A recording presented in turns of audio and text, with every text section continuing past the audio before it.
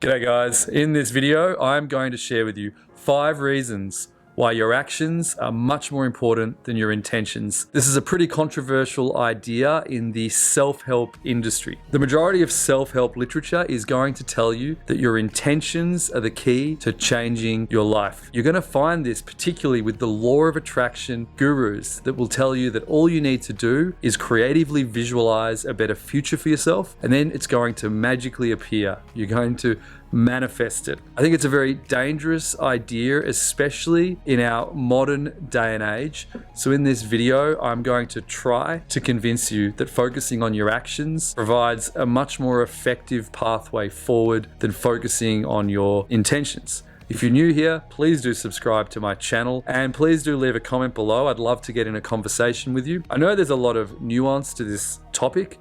I'm going to do my best to cover some of the nuance, but I think we can get in a conversation together and learn from each other's perspectives. But in the meantime, I'm going to share my 5 key reasons with you. Quick note on the background to this video and why I find the topic to be so important. I think in this current time, there's a trap that we all face when it comes to social media. And that is that it's never been easier for us to share our intentions with each other. And what's happening is that we're building our identities around the intentions that we share. So it's really easy for us to share that Black Lives Matter or that climate change is a serious issue for us to confront. And that is a good thing because then we can meet other like-minded people. But the purpose of sharing these intentions surely is so that we can meet each other to engage in action together. But what I feel is happening is that when we share more and more like this on social media, then we become addicted to the reactions that we get through likes, through shares, through positive feedback.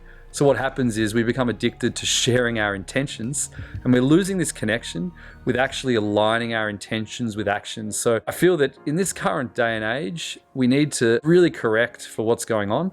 And that's why this emphasis on actions is so important. I wrote this all out in a longer article, so you can Google it. If you Google intentions versus actions, you'll actually see it appear. So it's one of the top results. But in this video now, I'm going to get into the 5 key reasons that I think are worth reflecting upon. The first reason why actions matter much more than intentions is that it helps us to avoid mental masturbation. I first heard this term from the shaman Huda Iande in his online workshop Out of the Box. And it's such a fantastic term because it describes that phenomenon when we get lost in our dreams. Now, dreams are very important. It's wonderful for us to have goals, to plan for the future. But the danger of planning for the future and dreaming of things in the future is that it separates us from the current moment. So we get lost in our dreams for the future and we use those dreams, those imaginations we've got to help us to feel good, but we're feeling good about something that isn't real. So the answer to that is to focus on the actions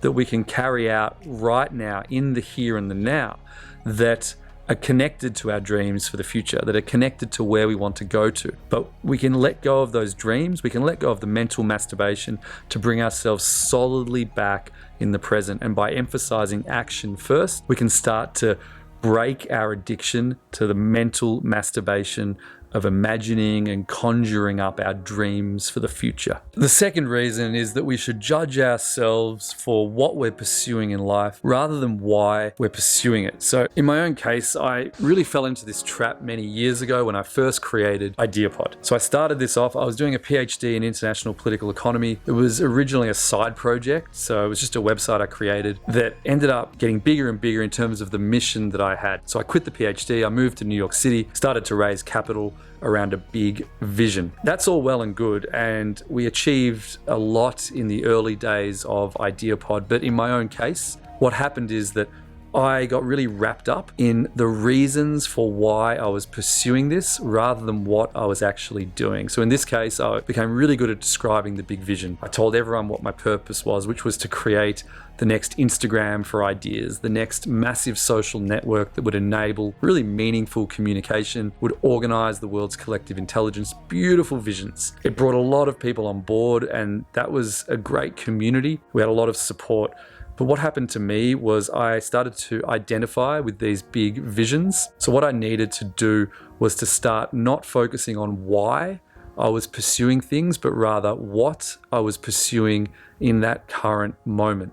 So I had to let go of this real attachment to my intentions, and particularly to the reactions I got from people and the relationships that came from that, to focus much more on the everyday actions that I was carrying out in the here and the now. So in my case, that meant shifting from the grand vision into the tangible things I could do every single day to actually help people to share ideas. So it meant becoming much more humble about it. But what I had to do was to let go of this attachment to intentions, which came in the form of the reasons for why I was pursuing it, and focus much more on actions, which meant a much more humble approach to doing things, working with people individually or creating a single bit of good content, a single video that reached one person, as opposed to always trying to reach millions of people to justify this huge goal that I had. The third reason is that focusing on actions brings into your life the kinds of people that you can form very deep and meaningful relationships with. So again, in my own case, and the same story as before, I had some wonderful relationships with people,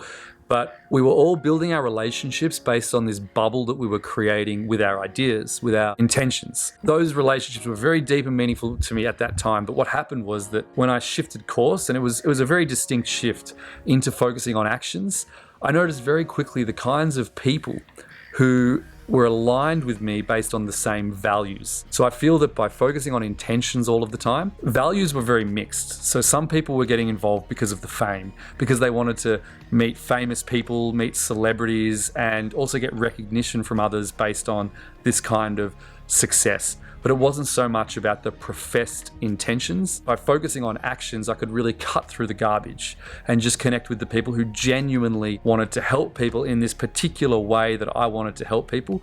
So by cutting off the intentions, cutting off the bullshit around it all, I was able to focus on my own actions, on what I could do every single day. It was like a filter. So it just cut out the people who weren't really up for the challenge, up for the hard work. It required a lot of grit to get to where we are now. And it helped me to connect with some incredible people along the way that were much more humble, much more real, but still had the same values that I've got. So in my own case, this was just a wonderful filter in terms of who I connected with around a shared vision, where the vision came from our actions. The fourth reason for focusing on actions over intentions is that you end up with a very different idea of what love is. We've got a free masterclass on love and intimacy with the shaman Huda Yande, and in a very profound moment of this masterclass, Huda explains that love is much more than an emotion. In fact, love as an emotion is meaningless when it's not aligned with actions. So that emotion that we get, that huge rush that we get that comes from within, there's a lot of power in that emotion.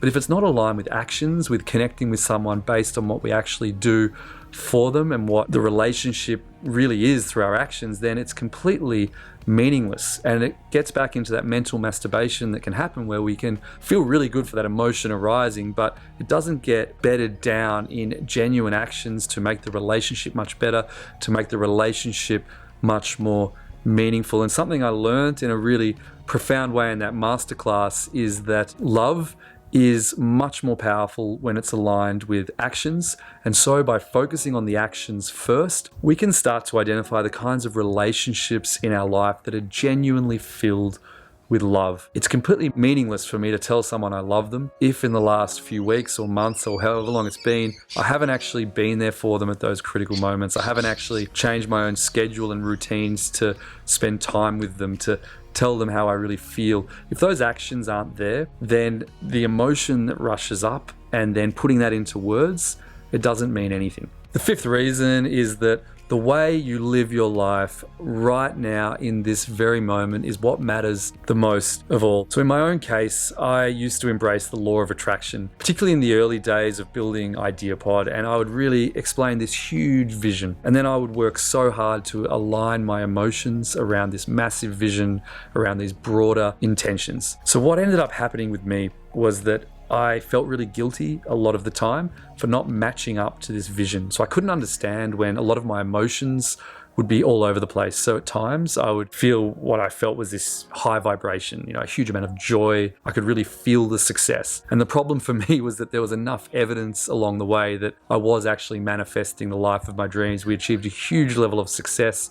We were really on the way. But what I managed to learn by shifting the focus into actions, by focusing on intentions, I was creating a vision in the future that was very separate to where I was in the here and the now. And so what I ended up learning how to do was to really shift that whole paradigm. Instead of intentions coming first, actions came first. So I learned how to create the kinds of actions that, if I would repeat over and over every day, would result in my dreams still coming to life. But my dreams came to life through me, through habitual action every single day. That's something I teach in my own online workshop on IdeaPod called Developing Your Personal Power. It's a 30-day process that ends up in module 5, where you develop a different vision for your life based on the actions that you've already been undertaking over the previous weeks as you do the course, without even realizing that those actions form the bedrock of the kind of vision that you have for yourself. Because I do believe deep down, these visions that we have for our future already lie within us. They're already deeply embedded within us. So in my case, pursuing the law of attraction and focusing on intentions first put me outside myself. It became very difficult to really create that internal energy, a lot of that creative power to generate a lot of momentum to move forward in life. So in my case, those are my 5 reasons why I had to stop focusing on intentions and focus instead on actions. I would love to know what you think of what I've shared. Are you someone who also focuses on actions first? Do you believe that we need to lay out our intentions first? I think good arguments can be made for both. I've tried to convince you that this perspective on actions is worth embracing, but I'd love to know what you think in the comments below.